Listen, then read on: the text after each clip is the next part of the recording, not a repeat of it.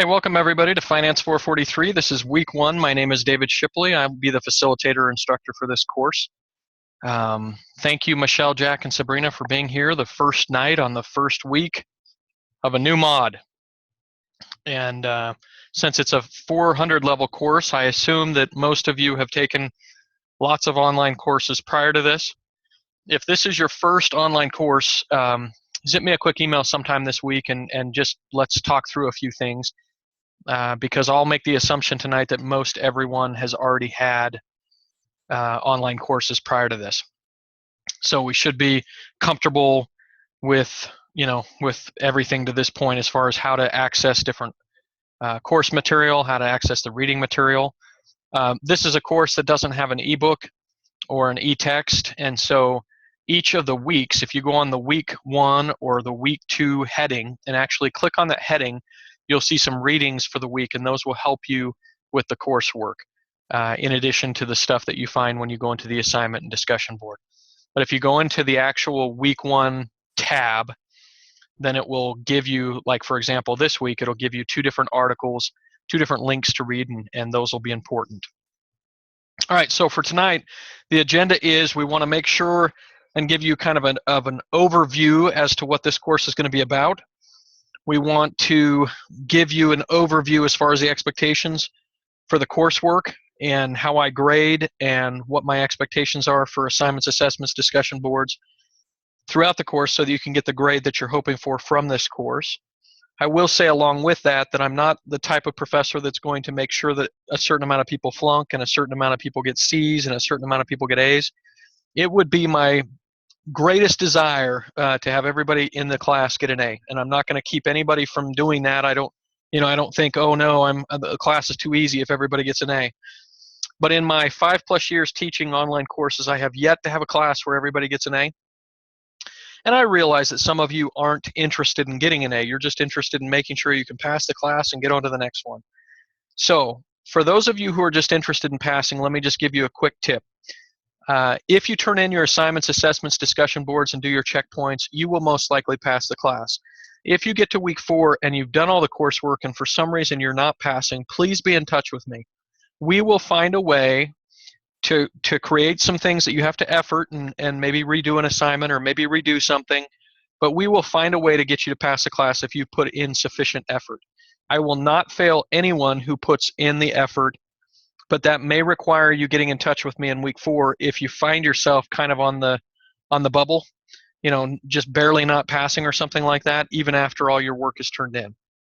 So please, please, please, if you don't remember anything else from tonight, just remember my encouragement to be in touch with me in week 4 if you find yourself failing but have turned in everything, because we'll find a way to make sure you can do what you need to do to pass the class, okay? As far as assignments, yes. As far as assessments, no, that would be an exception, if that makes sense, Michelle. So assignments, I always, on my grades, will give you feedback on what you could do different or better if you didn't get a full score. And if that's the case, you're always welcome to resubmit for additional credit. Okay?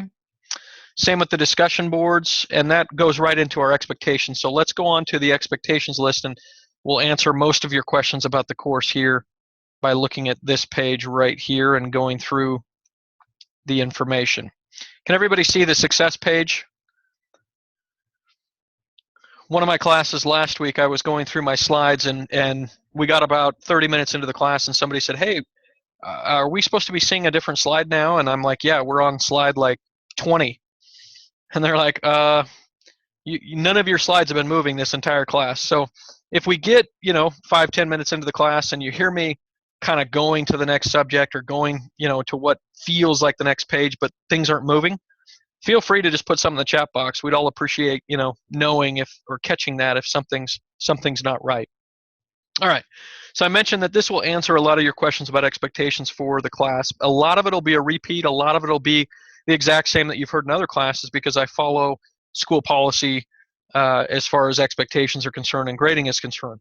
Having said that, I find it helpful to just refresh briefly every single course on what we're talking about. So as far as discussion boards, you'll have 3 discussion boards that are graded in this class. Each one of them is worth 60 points, which means that in total, just under 20% of your grade comes from discussion boards. They're one of the easiest ways to get points in a class like this, so I strongly encourage you to get the easy points that are available through discussion boards. Now, to get full credit, you must have a main post done by Wednesday at midnight. Okay, so you've got till tomorrow night for this week to get a post in, and it must be your main post that directly answers or speaks to the instructions that are on the discussion board.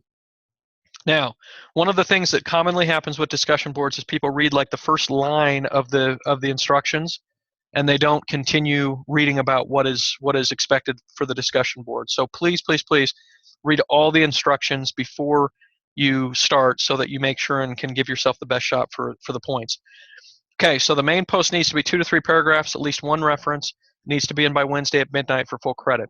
Then you need at least 2 more responses at some point during the week, and there needs to be at least 2 different days of participation, and everything needs to be in by Saturday at midnight if you would like full credit.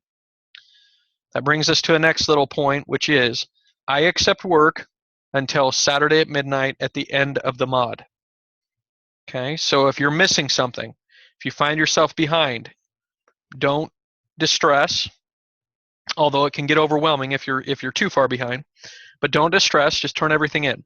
Okay, complete it all. Doesn't matter when you do it, complete it all. Now, I say it doesn't matter when you do it because you can still turn it in, but I cannot give full credit if you turn something in after Saturday at midnight. Okay, that's just school policy. So I have to discount your score somewhere between 10 and 20% depending on how fast you turn it in after it's due. So you'll get most of the points, you just can't get all the points. And it'll be very difficult to get an A in the class if you turn everything in late, right? So if you want an A in the class, turn things in on time, follow instructions, study for assessments, you'll be just fine.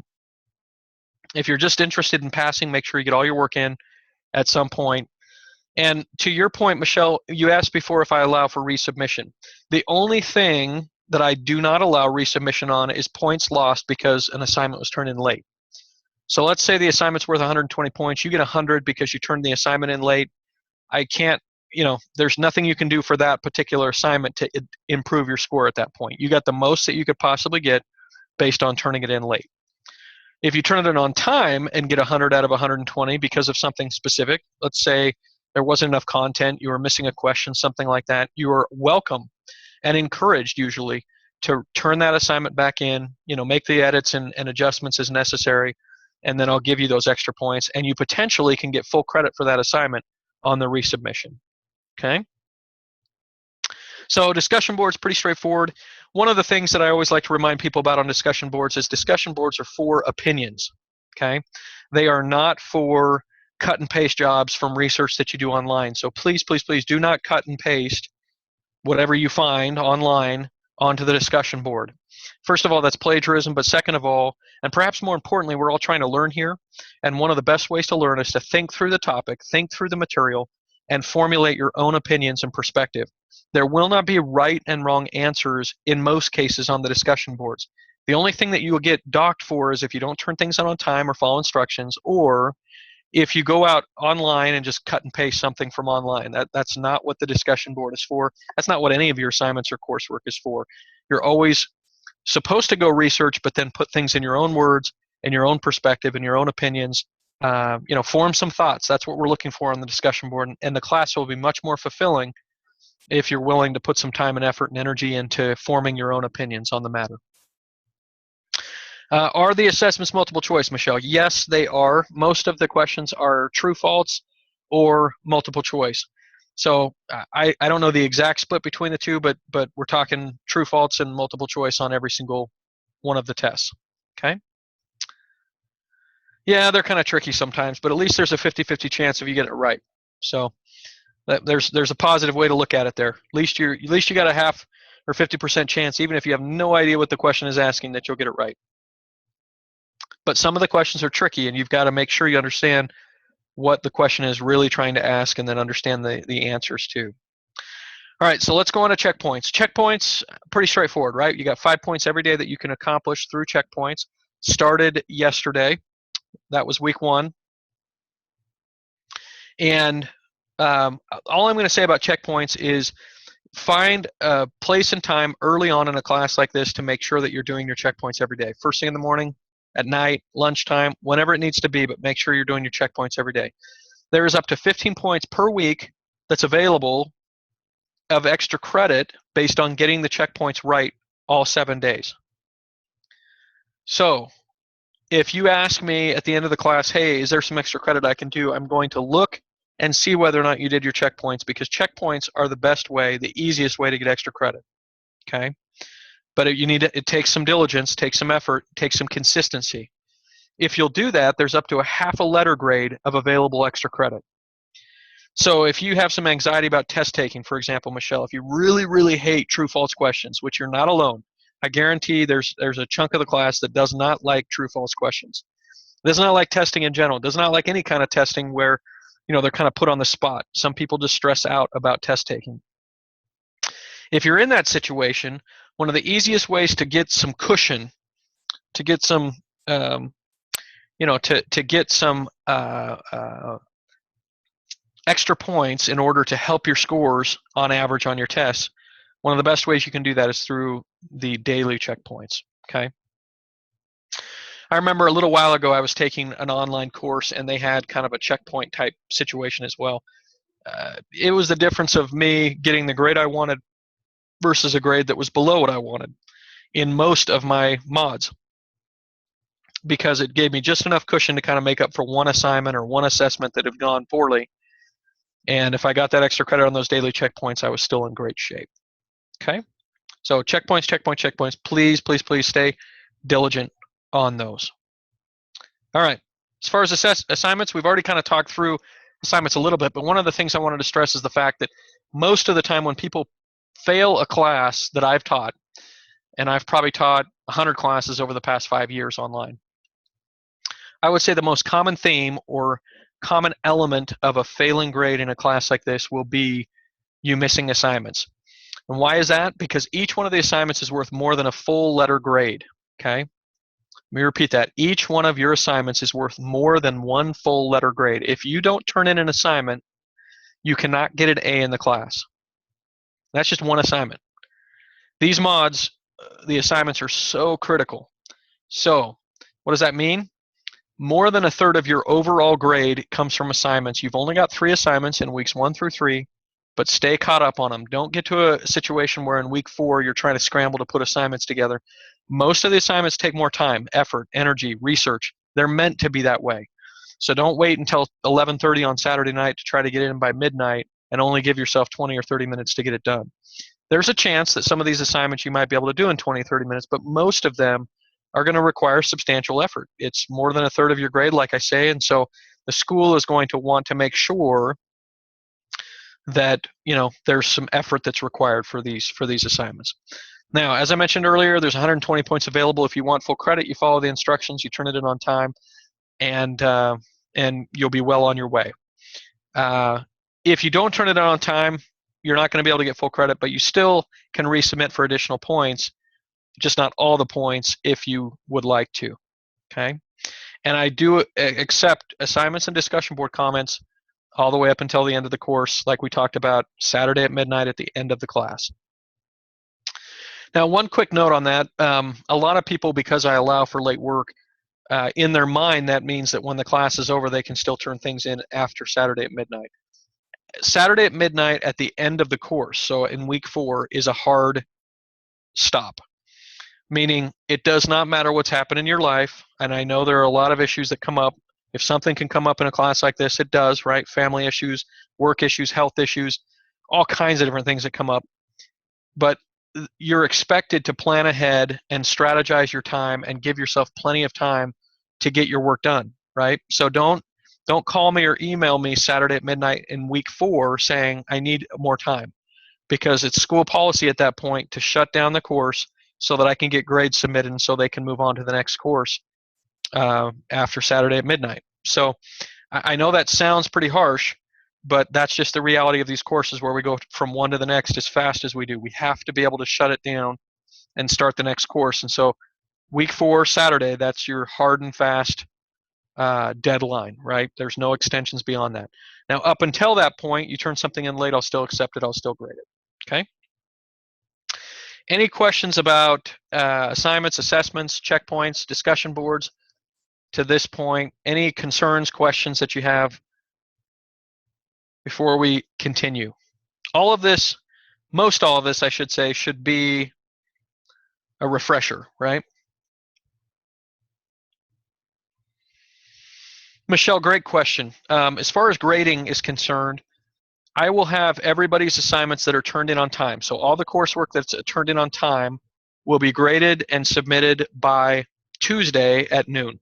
So I have till Wednesday at noon. I always get it done by Tuesday at noon, okay?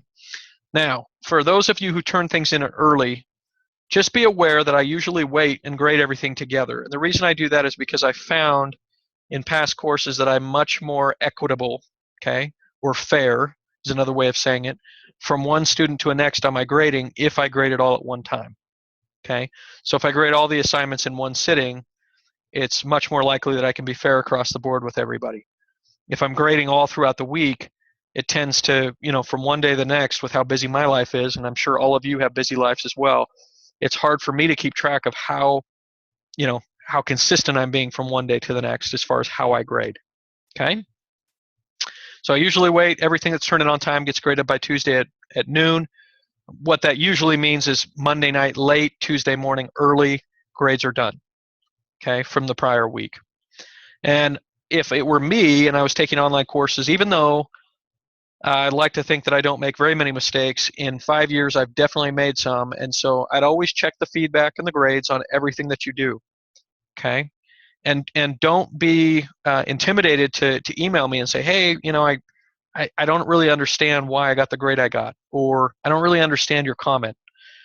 Those kinds of things are completely fair game, and I'd hope that you'd feel comfortable approaching me, and helping me understand your perspective on your coursework. Sometimes it could be worth a few extra points because I might have made an honest mistake and need to get it corrected and help you out. Okay? Great question, Michelle, as far as timing on the grading. As far as assessments, we've already kind of talked about them. They're going to be multiple choice and true false. However, one more quick addition. This week and week 3 are just normal tests over the material for the week. Week 2 is a midterm, and week 4 is a comprehensive final. So what that means is the week 4 test is pretty big. It's got more questions. I think it's got like 60 or 70 questions on it. The week 2 test is bigger. I think it's got something like 40 or 50 questions. The week 1 and week 3 tests are smaller. They're this week is 25 questions. I think week 3 is 25 questions, and they're worth a lot less. 50 points this week, 100 points in week 2, 50 points again in week 3, and then 180 points in week 4. Okay, so those are your assessments.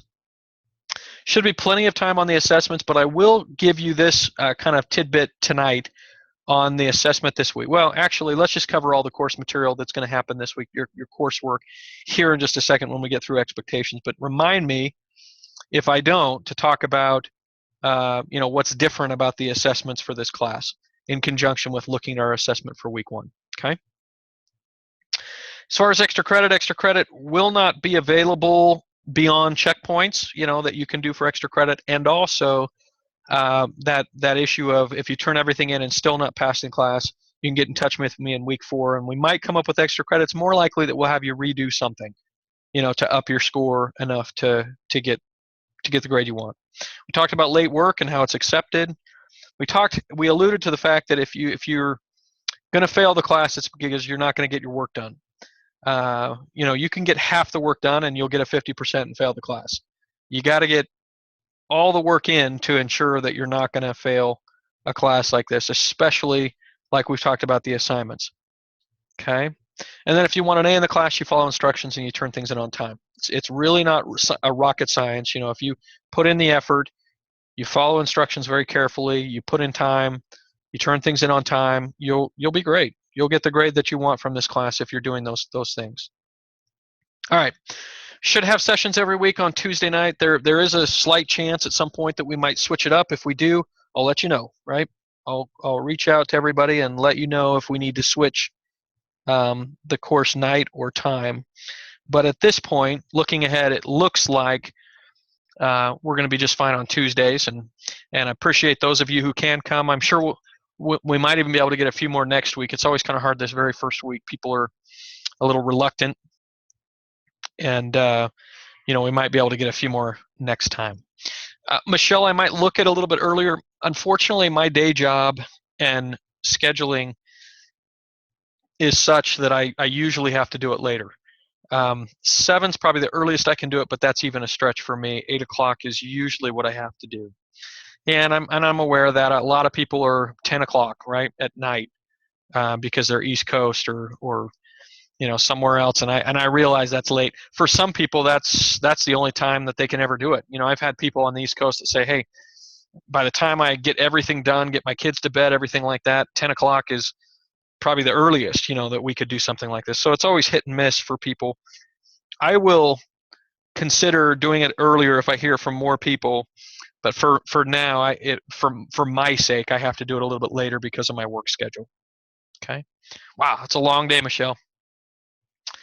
If we don't see you in future weeks, that's I'm not gonna fault you for that. Nobody's getting extra credit for being here. It's a nice way to kind of get to know me better, right? And ask questions of me if you have them.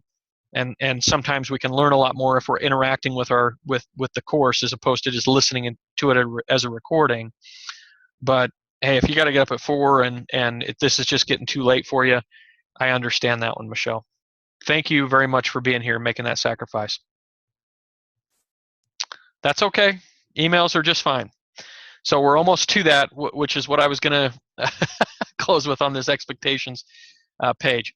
Every once in a while, I have somebody that really, really, really likes to talk to me by phone and talk about different questions and concerns they have in the course, and that's okay. I usually can't answer my phone throughout the day, and even into the night sometimes. I'm either teaching, I've got meetings, I've got different sporting events, I've got things for my kids. I'm always running, it seems like, and I'm not able to get to phone calls for courses as far as students as much as I'd like to. If you leave me a voicemail, I'll get back to you within a day. Okay, we'll have that phone conversation. But it's more likely that you'll get a quick response if you'll email me. Okay, and not usually during the day because I'm not checking my email throughout the day at my day job. But mornings and nights you'll get responses from me, and I'll try to get back to you as fast as I can. That's a really easy way for us to communicate and get that done. Now, if you're feeling really overwhelmed by, for example, the assignment this week or the assessment this week, I would encourage you, after you've listened to the session and tried to get as much as you can from the material that's been provided, to seek out Lindsay Haas or to seek out the tutoring, the tutoring lab. They don't call it a tutoring lab anymore. They call it like a classroom success lab or something like that. But anyway, I'll post the information about that, and I'd encourage you to go to that for 10 or 15 or 20 minutes and utilize that resource because that sometimes is an easier way to get one-on-one help than it is to try to fit things into my schedule. Having said that, like I say, if you really prefer a phone call, we can make that happen. I prefer email, and I know I can get back to you a little faster if it's that way. Okay? All right. Those are all the course expectations. I went through that as fast as I possibly could. You'll notice that I speak when I get going through things that I think may be a little bit boring or anything like that. I try to go as fast as I possibly can. Some people, we get done with an evening session like this, and they'll say something like, Dave, you talk so fast, I can't even keep up with what you're saying. But during the recording, I can take the recording, listen to it again, and then I can usually pick everything up. So if that's the case for you, that's an option.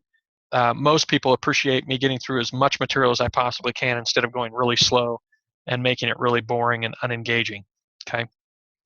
So that's just a personal preference that I have. I go as fast as I can and still, communicate the message that we're trying to relay. Okay, so any questions, concerns about the expectations before we go on to some of the course content for tonight?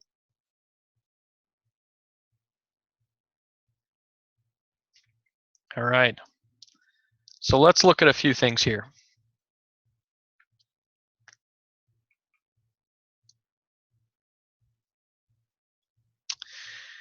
Can you all see my Investopedia page? Okay, it might be a little bit too small for you.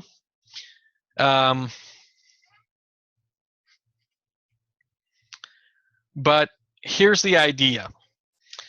I wanted to pull this up because this is what we're looking at for the assignment this week. For the assignment this week, it's basically asking you to discuss these sector performance columns on Investopedia, okay, where it lists out the best performing sectors that day, the volume associated with that sector, and how well it performed. Okay, so for example, for today, the chemical sector went up 1.57%, and metals and mining went down 4.23%. That was just today in the stock market. Okay. Then you can click on any one of those. You could click on, for example, chemicals, or I could click on metals and mining, and it would actually break down the companies, the different stocks inside of those categories. Okay.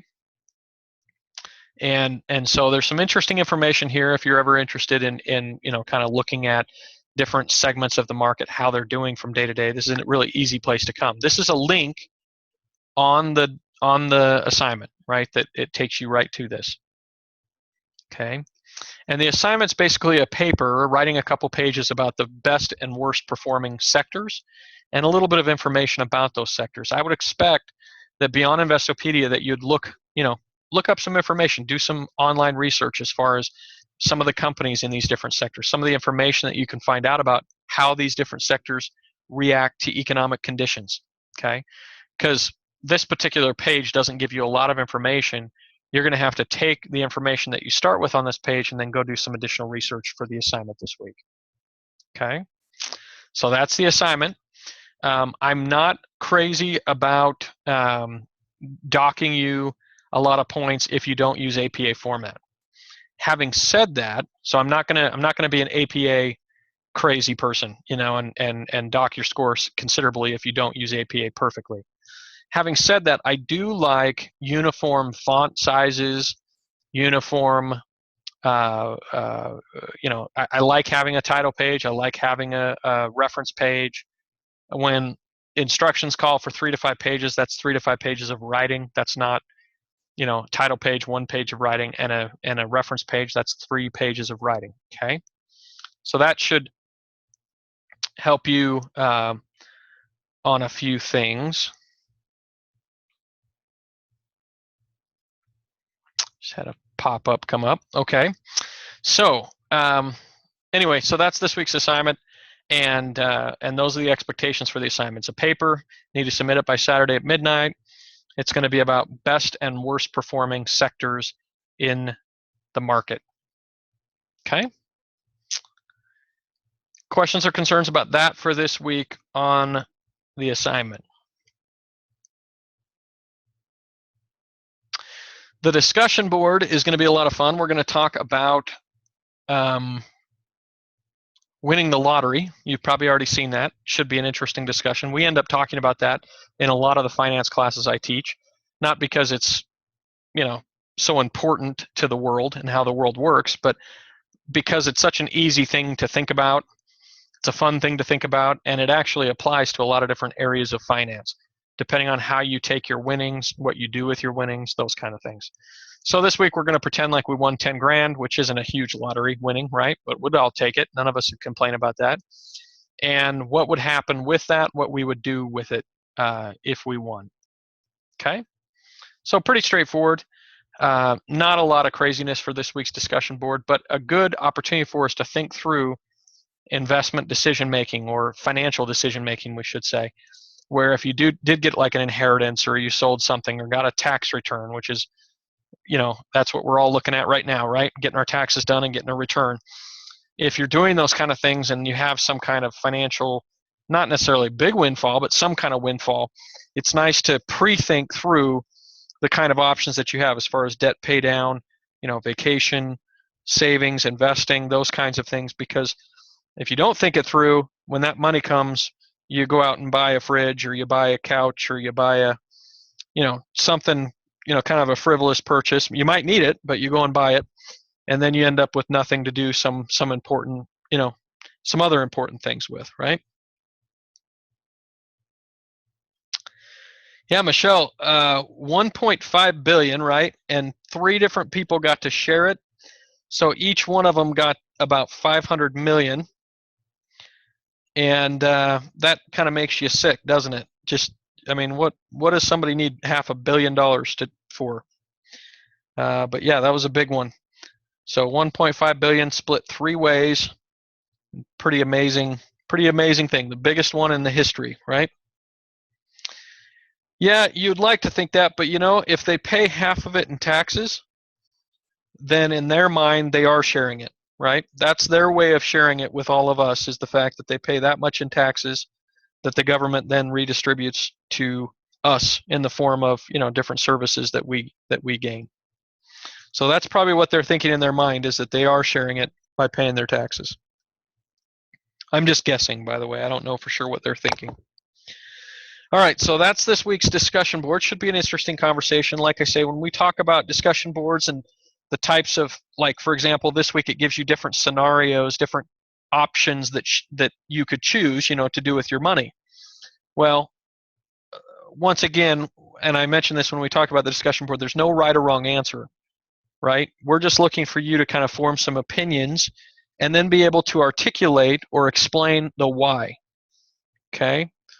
So perhaps more importantly than just telling me, hey, I think I'd pay down debt, or hey, I think I'd, let somebody else borrow this money, or hey, I'm going to, whatever one of the options you think looks best, instead of just telling us all what you think is best, you're welcome to do that, but then make sure that you explain yourself. Why didn't you choose the other options? Why did you choose this option? What made you think this would be the best option for you? Did it have to do with risk? Did it have to do with potential for gain? Did it have to do with what you thought was right? There's all kinds of reasons that could go into it, but you need to be able to explain the reasons that go into it instead of just telling us which one you'd choose. Okay?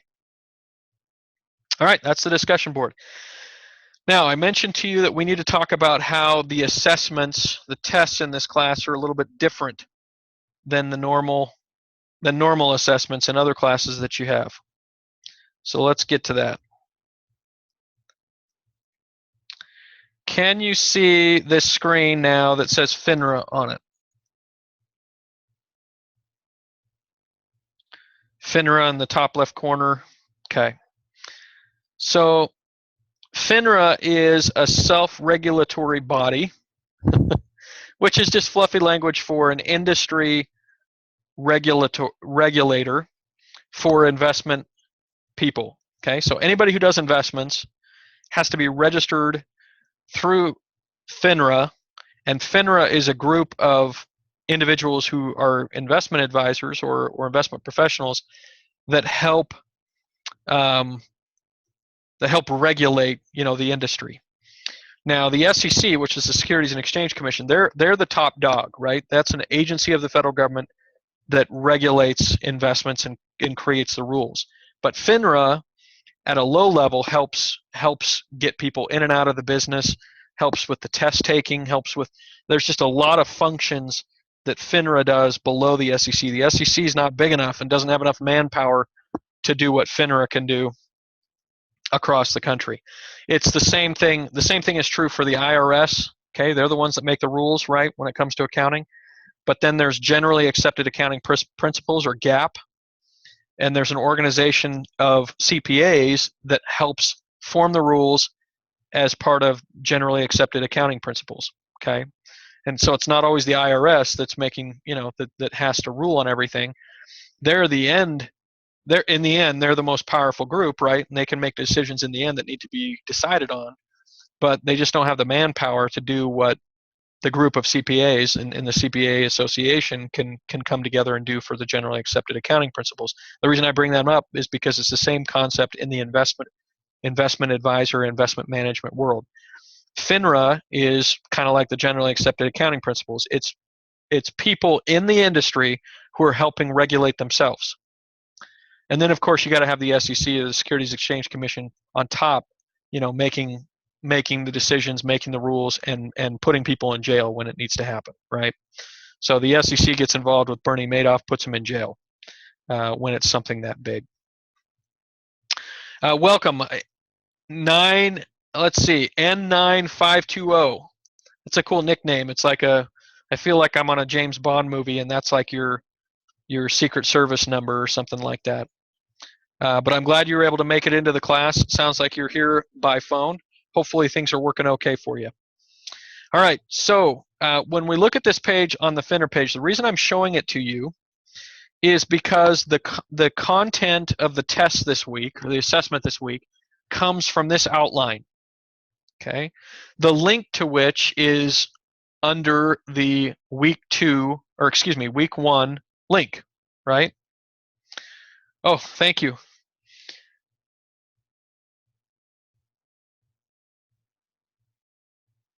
So if you want to know the content for this week's test, here's where it is. It's this PDF, and it's not a hyperlink, so you cut and paste the link from the week 1. From if you go to the main course page and just click on week 1, it'll take you to a page that has a website to look at, and then the second thing that's listed is this PDF that we're looking at right now. This PDF is pretty big. It's got probably, I don't know, 15, 20 pages. I'm not sure. Let me just look here. Yeah, it seems like a lot. No, it's got 44 pages. Okay, so before you gag and get really stressed out, just know that there are 25 questions on the test this week. All 25 come from this outline. Now, the good news is it's an outline, right? It's not a textbook. It's not 44 pages of hard reading or anything like that. It's just an outline about the material associated with what's called the Series 7 test. And the Series 7 test is a test by FINRA, okay, by this organization, FINRA, to qualify an individual to be able to sell investments, okay? So there are two main series tests that you take if you want to start selling investments or advising people about their investments. One is the Series 6, and that will help you to be able to do mutual funds. And the Series 7 allows you to do mutual funds and stocks and bonds, individual stocks and bonds, okay? So if you work for a company that only has you doing mutual funds, you only need a Series 6 license, which isn't nearly as hard to get as far as the test as the Series 7. Series 7 test is a 4 or 5 hour test. It's got 200, 250 questions. It's a pretty significant test. And if you don't pass it, you can't do investments, okay? And a lot of people, fail it, and then they have to retake it. But that Series 7 test is the test that it takes to do investments for individuals. So what the school has done for this particular course is they've said, okay, not that we think that any of you all necessarily want to be investment professionals, right? That's not what they're thinking. They're not trying to get you ready for the Series 7 test, but the material associated with the Series 7 test is good material. It's important material. It talks a lot about what it means to be an investment professional, and even if you're not going to be an investment professional, knowing that information makes you a better consumer of investment products from investment professionals.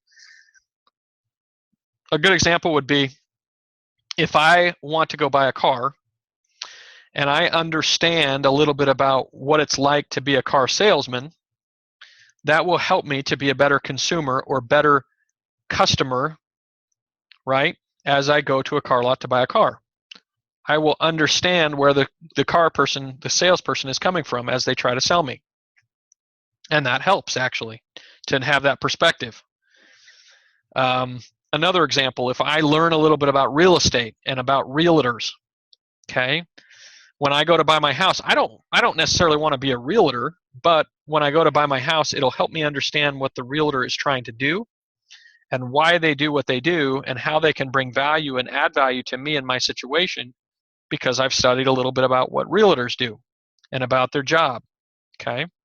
So it'd be like taking in a class on real estate and kind of studying the real estate exam, right? The exam that they take to get into the real estate business, to be a realtor.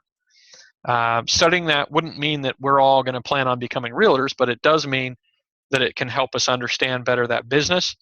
And so that's the format that the school, that Stephen Senegar or Independence University has.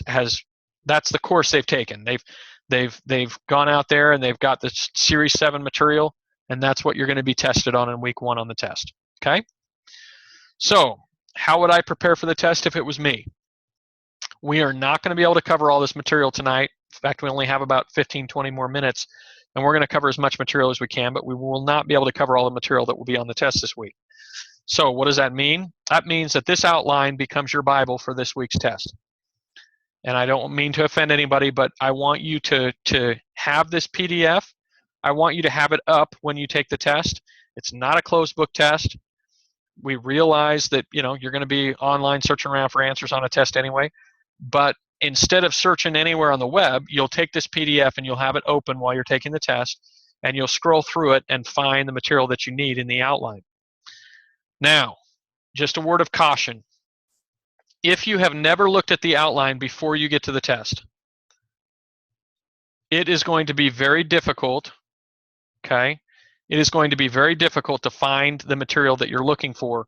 It might still be kind of frustrating and hard to find the material that you're looking for, but it'll be much easier if you'll take a few minutes before you get to the test, maybe even 30 or 45 minutes, and look through and review how the outline is formatted, what information is where in this outline. Because if you know where the information is, then when you get to the test, it'll be a lot easier to find it. It'll be a lot less frustrating to find the material that the test is asking about. Okay? So any questions on the test this week, or what material you should use to prepare for the test this week?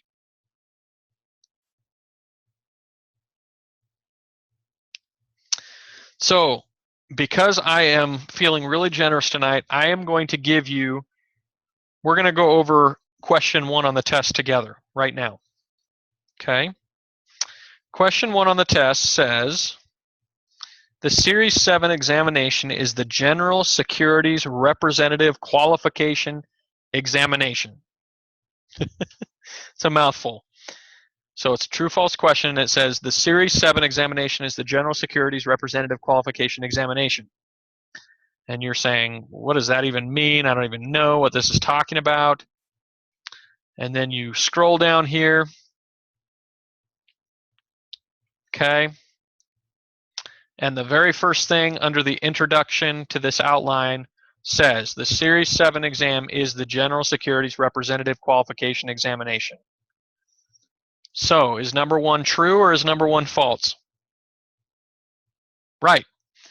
Pretty easy, right? Now, that's a really simple example, right? There will be some trickier questions. There will be some questions that are a little bit harder to find, on the PDF.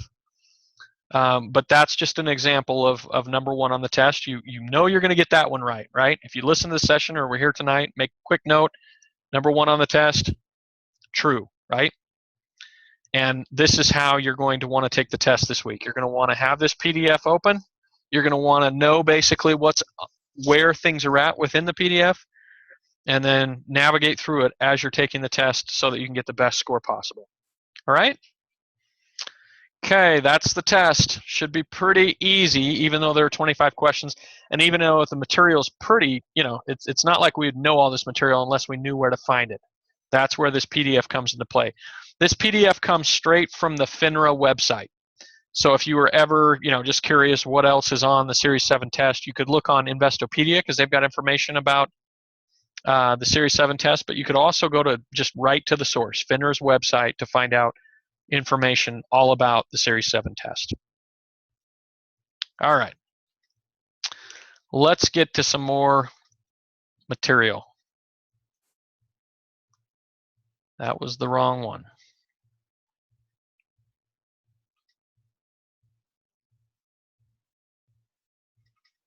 Here we go.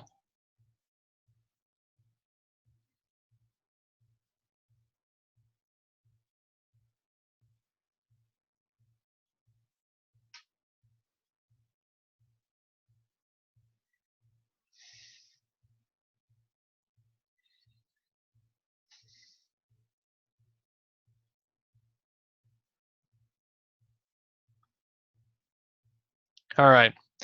Can everybody see?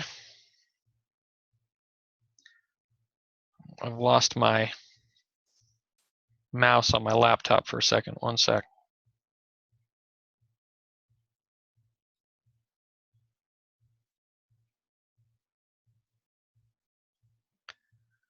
What I want you to see is this NASD.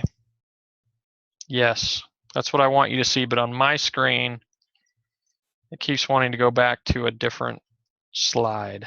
So 1 sec.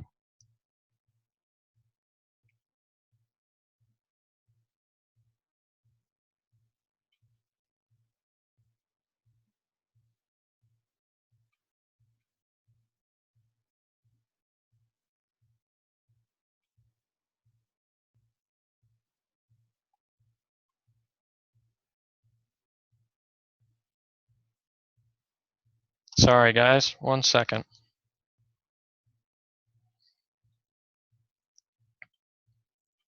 All right. Okay, Michelle, are we still on that NASD stockbroker page as far as you can tell? Okay, thank you very much for helping me out. All right, so this is the material from the Series 7 preparation guide, which this is just the textbook that you would read if you were trying to prepare for the Series 7 test. Once again, the point of this is not to prepare you for the Series 7 test. Maybe some of you might take that test down the road, but that's not the point of this class. The point of this class is to use this text, use the material, in order to help us understand more about the investment business, okay, and the investment world. So as you can imagine, Chapter 1 is kind of the basics of being an investment advisor. And then we're going to look at Chapter 5, one of the later chapters that's about some of the rules associated with being an investment advisor. And once again, these are rules that would be helpful if you were, a consumer, an investor, using an advisor. It'd be helpful to understand these before you start working with someone like that. Okay. All right. So, Chapter 1.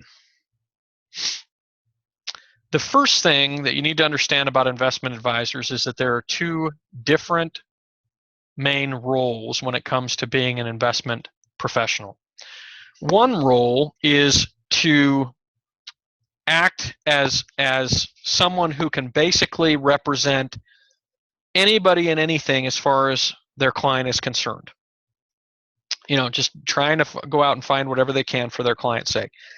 It would be like the difference between going to State Farm for your car insurance, because they're always going to sell you State Farm, right? If you go to a State Farm office, and you know that, right? No big deal.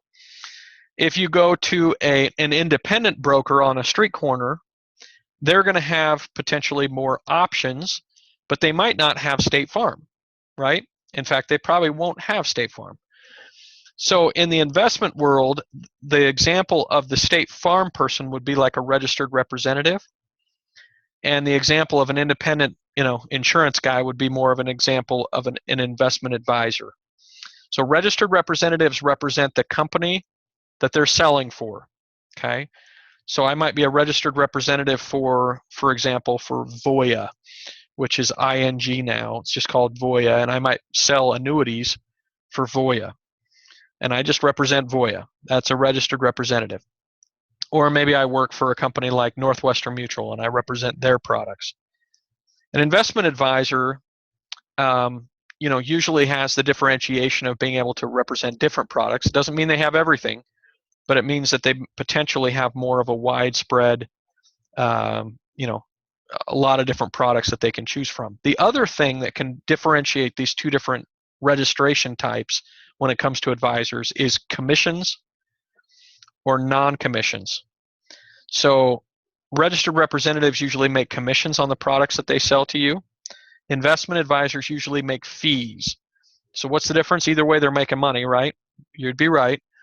But commissions usually pay most of their compensation right up front. Fees usually are a pay-as-you-go format, meaning, as long as you got the products and you're happy, you're paying as you go. And there's not one that's right or wrong, although in the investment world, fee-based planning has become, fee-based advisory services have become kind of in vogue, and everybody wants fee-based planning, right? Fee-based investments, to have a pay-as-you-go format instead of paying anybody any commissions. But reality is you could pay more in a fee-based format as a consumer than you do in a commission format with a registered representative. So like I say, it's not about one being less expensive or better than the other, it's just different. Registered representatives will work on commissions most times. Investment advisors will work on fees. Now, to muddy the water just a little bit for all of you, not all investment personnel, in fact, most investment personnel are not one or the other. Most of them can be either. Okay, so how does that work? Well, I could be a registered representative for a particular company and act in that capacity and make a commission working with Sabrina. But then let's say Michelle comes into my office and she wants some investments, and I could act as an investment advisor for her and charge her a fee. Okay, so if I'm an advisor, I don't have to be in one or the other, although many advisors are just one or the other. I can be in both worlds, right? I can have some products that I get commissions for, and I can have other products that I act as an investment advisor and collect a fee on. Okay? One of the most important things you can do as a consumer of investment products is have an understanding of how your investment person is going to provide products to you from a compensation standpoint. How are you going to compensate your advisor? Now, a lot of people don't want to talk about that, right? They don't want to talk about fees and costs, and they'd much rather just kind of put their head in the sand and not know about that. But it gets a lot of people into trouble because they buy a product like an annuity or life insurance policy, and then a few years later they say, hey, how come this thing isn't doing very well? Well, it's because you paid that investment person or that insurance person a big commission, but you didn't know you paid it to them because you didn't ask them about that. You didn't have that conversation. It's important to have that conversation to keep the advisor or investment representative or registered representative accountable and responsible to you, commensurate with the amount that you're paying them, right? If you're just paying them a little bit, you need to know that so that you get service requisite for what you're paying them. If you're paying them a lot, that's even more important, right? You need to understand that you're paying them a lot, either through commissions or fees, so that you demand and command work on their part, and value add on your behalf. Okay, do you see how knowing how your advisor gets paid could help you to have a better relationship with your financial advisor or a better relationship with your registered representative? I think it's perhaps one of the most important things to a healthy advisor, customer relationship, is understanding how much you're paying and what that's going to get you, right? Because some people expect a lot even though they're not paying hardly anything, and other people don't expect enough and they're paying a lot. And it's just because they don't understand what they are paying. Okay, so one of the most important conversations you can have is, how do you get paid? Where are the commissions or fees on these products? How does that compare to other products that are potentially out there? And having a good, honest conversation like that with an advisor should never make them defensive. It should always just be a very productive and constructive conversation. And it stems from this registered representative versus investment advisor registration that we're looking at here.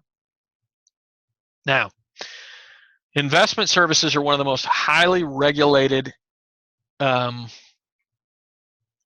industries out there. There are regulations for almost everything that you do when it comes to being an investment advisor. And for good reason, right? We want to make sure that the consumers get accurate information. We want to make sure that they're not getting taken advantage of. And it doesn't mean that you're not going to have Bernie Madoffs just because you have these rules, right? There are people who are going to be able to bend the rules no matter how many rules you have. But it does help to have some guidelines and rules to keep, unscrupulous people who aren't going to effort it much, from doing stupid things.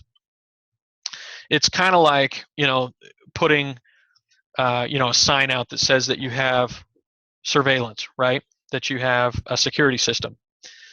The average person who breaks into homes and robs homes is deterred by that sign. And does it mean that a good, somebody who's really a smart, conniving robber couldn't figure out a way to get stuff from your house? No, they could still figure that out. There's still ways around every security system that's out there. All you got to do is watch some of these movies, right? And there's always a way around the security system. But it deters most people from doing something stupid to your house. Same thing is true for the rules when it comes to investments. There are lots of rules. Most of them are there just to deter the majority of people from doing something stupid. But it doesn't mean that a few out there aren't gonna completely find a way to blow up the whole system like Bernie Madoff did with billions of dollars of investor money and just spend it on himself and his family. So there are unfortunate examples like that no matter what business you're in, no matter how much regulation you have. But there's everything from how you can solicit by phone.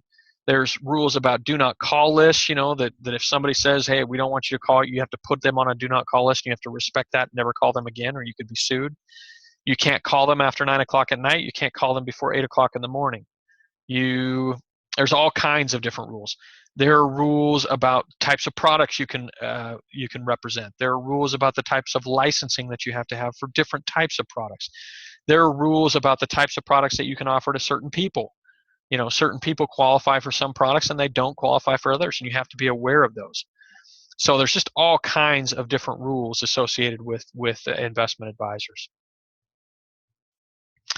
I'd say it's even more than half the time, right, Michelle? But still got to have them, right? Okay. So lots of rules.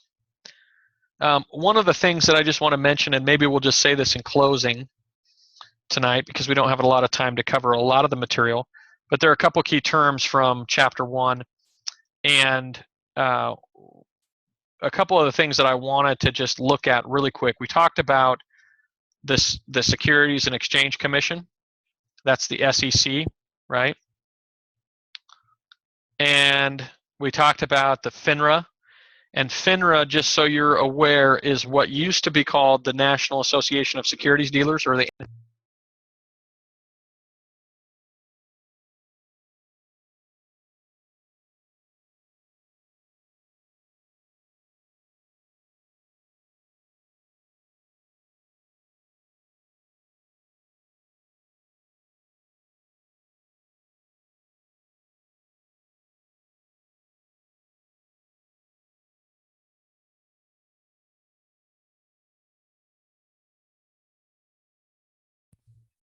Can you hear me now?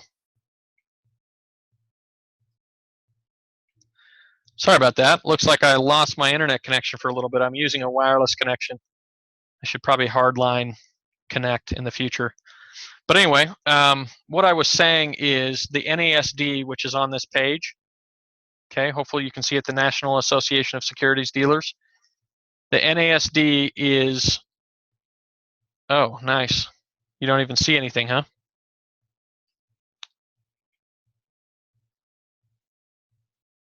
How about now? Still got nothing? Okay, good. That's what we wanted. Okay, sorry about that. So anyway, I was saying that the NASD, or the National Association of Security Dealers, the NASD is now FINRA. Okay, that was the prior name for FINRA, or before it was FINRA, it was the NASD. Okay, so and then of course you have the SEC. They're at the top. They're in charge. And what other thing did I want? Oh, I wanted to just explain the New York Stock Exchange, NYSE. So sometimes you will hear, oh, that trades on the NASDAQ or that trades on the New York Stock Exchange.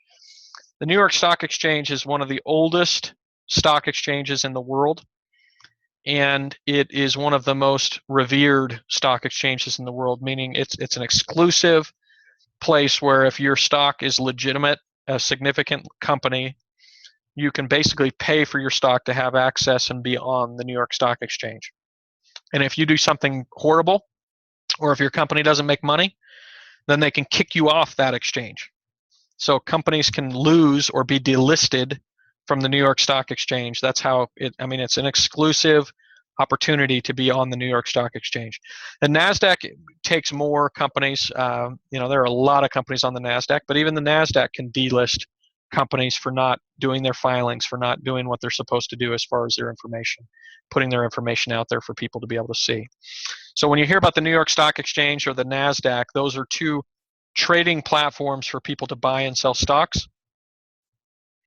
and they're both opportunities for companies to get bought and sold. And so companies want to be listed on one of those exchanges so that they have opportunity to get bought and sold. Okay. All right. So that's all we have time for tonight. Sorry about our technical difficulties. We'll see if I can't resolve that for next time so we don't get booted 2/3 of the way through the night. Have a great evening. Have a good week. Let me know if you have any questions or concerns as you get into the coursework. Make sure you prepare for the test. Don't just go into the assessment with this PDF. Read through. Don't need to read every word on the PDF, but just browse through it. Make sure you have an understanding of where things are at, and you'll be in great shape. Okay? All right, everybody. Have a great night. We'll talk to you soon. See you later.